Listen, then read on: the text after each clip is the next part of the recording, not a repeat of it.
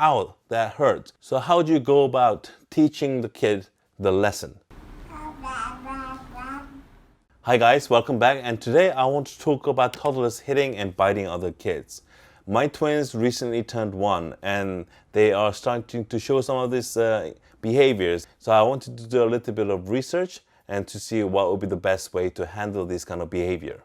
So recently I came across this new style of parenting called positive parenting through reading a book called Peaceful Parents and Happy Kids by Dr. Laura Markham. So I wanted to make comparison as to how the conventional parenting recommends how you deal with that behavior compared to how a positive parenting approach would deal with such behaviors. So I went through and found 5 websites that actually show some recommendations.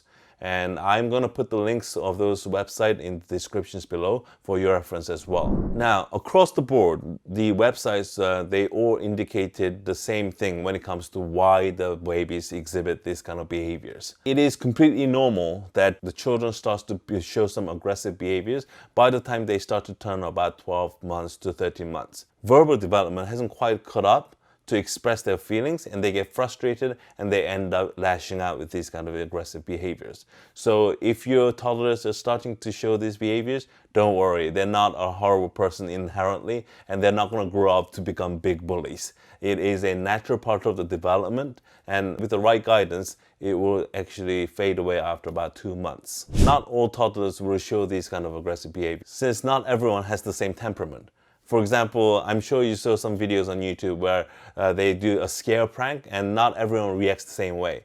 Some people will just be in shock and they'll try to run away as fast as they can from that situation, while some people will just reactively be aggressive and fight. And that is a natural response in terms of biology when it comes to our body responding to a situation. Usually the body will do one of the 3 things: fight, flight, or freeze. And that's why certain babies will be more prone to aggressive behaviors. But the key things to remember here is that toddlers from under 3 years old, and especially if they're near 1 year old, they have a very little or no sense of this idea of compassion. They have a very hard time seeing it through the perspective of another person, let alone have any control over their impulsive behaviors.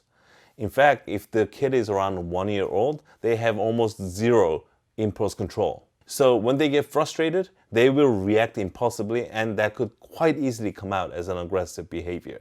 By the way, if you're finding any of this information valuable or useful, please hit that like button. It will really help out the channel and I would truly appreciate it. So what are the things that you can do when your child does hit or bite another kid? Well, the first thing that you could do is to stop the aggression. You want to make sure that the person who is being attacked is safe and unharmed. And by showing your empathy and compassion towards the person who is being attacked, you're also modeling a behavior to your child to show compassion and kindness to others. And toddlers learn through imitations and mimicking the modeled behavior. You let them know that hitting is not okay and hitting hurts. And it goes without saying that you do not want to be hitting your child, especially when the child is 1 year old. They have no developmental ability to connect you hitting them, however gentle it might be, with what they have done before. So they're not going to think, ow, that hurts. So if I hit the other person, it would hurt too. They just don't think that way. They're just not capable of thinking that way. And furthermore, by hitting them, you're also showing that hitting is a behavior that is acceptable. And if you know that your child is prone to show some aggressive behaviors, then you want to take some preventive measures. You want to realize certain triggers where your child is more likely to show those hitting or biting tendencies. It could be either when they're tired, or when they're anxious, or if another child tries to take away their toy. So what you do is you watch closely and supervise. And when you notice that those triggers are about to happen, you can intervene right away to prevent the incident from happening altogether from the first place. And when the incident does happen, you're supposed to indicate that it is a behavior that should not be done, but you do not want to spend a long time lecturing that to the kid at that particular instant. The conventional parenting actually recommends that you don't put it off too long before you teach those lessons. Whereas the positive parenting approach actually recommends that regardless of how long it takes, you want to make sure that the feeling and the heightened emotion has diffused completely. before you start to approach the matter and try to teach your child. And that could take anywhere between half an hour to like few hours. So how do you go about teaching the kid the lesson? You can bring up the incident in a form of a storytelling. And it's important here to actually listen to your child and empathize with their feeling. Understand what has made them angry or frustrated and why they actually show those behaviors. Obviously, this is much tougher when your child is only 1 year old and they don't actually have the linguistic skills to be able to really express themselves. But when they are 2 to 3 years old, you can actually talk with them verbally and try to communicate. They may not truly understand how they are feeling, and they may find it hard to put those things in words. But it is important that they feel that you actually empathize with them and that you acknowledge their feeling, rather than just telling them, don't do this because you're not supposed to do it. In those cases, they will feel that they are not being acknowledged and they will become defensive. So the key is to be able to empathize so that they want to actually share those feelings with you and try to deal with those emotions in a way that they can compute it in a better form later into the future. Once you've empathized and reflected those emotions with your child, you would actually set limits on the behavior. You will let them know, yes, I understand that you are upset and you wanted to hit. And it's okay to have those feelings, and everyone sometimes feels those emotions too. However, it is never okay to hit. Hitting hurts. By setting these limits, they will have a better understanding as to how they're supposed to behave and how to deal with those emotions rather than just straight up, okay, I'm not supposed to hit, regardless of whether I'm angry, frustrated, or sad. This behavioral change is not going to happen overnight, and it's not going to happen after a single incident.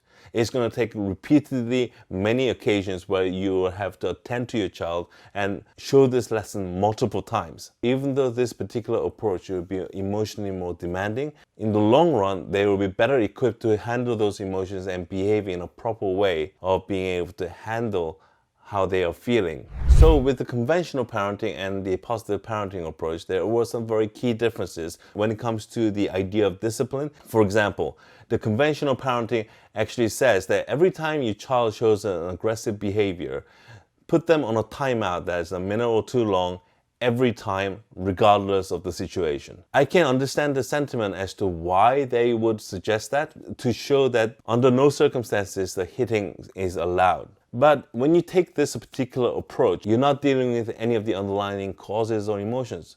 For example, take an extreme case where your child exhibited an aggressive behavior, but it may have been caused or triggered by the other person as well. They were happily just playing along with their toy, and someone comes along and just randomly snatches the toy away.